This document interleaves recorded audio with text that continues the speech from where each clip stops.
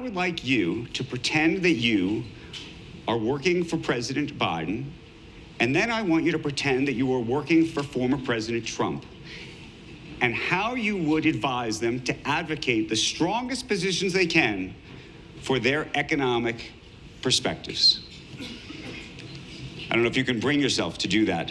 So look, I'm not a phrase maker in a debate sense. I think the argument that President Trump will try to make and should try to make is that prices have gone up pretty fast. People have suffered from inflation in a way that they haven't in 40 years, and that is somehow related to the package of economic policies that was pursued and didn't have to be the case.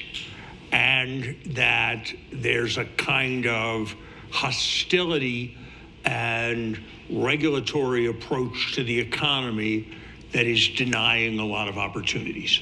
That's the argument that I think he has to make. And it's not that, to my mind, there have been some real excesses on the regulatory and antitrust enforcement side. And I think the initial macroeconomic judgment to have stimulus that was as large as it was did contribute to inflation. So I think those are arguments that are there to make. I think the problem that those arguments have, and the argument that President Biden will and should make, is that the Trump policies are at the edge of lunatic in response. That if you were trying to contrive maximum concerns about inflation, what country would you emulate? Argentina. What leader would you emulate? Juan Perón. And what are the Trump policies? The Trump policies are weaken the currency, disrespect and overwhelm the independence of the central bank, grow the deficits through tax cuts, don't rely on the rule of law and process, but instead rely on deals and pressure on individual companies, and massive protectionism through tariffs and quotas that jack up the price of imported goods and jack up the price of everything that competes with imported goods. That is the classic Latin American populist economic strategy.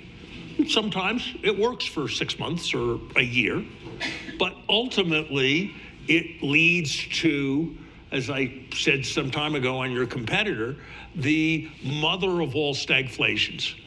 And that's what will happen. So I think that will be what the Biden argument will be. And I think the other part of the Biden argument will be that there's a lot less child poverty than there was, that the country is rebuilding its infrastructure, that we need to be making some kind of transition towards the green, and that is underway in to a major extent, and that kind of a very fundamental thing that people should care about is, are there more vacancies or more unemployed people? And that his period has coincided with more vacancies than unemployed people. So I think those are the two arguments. I don't think they're in anything like balance, but I do think that there are certainly arguments to be made on both sides. Let me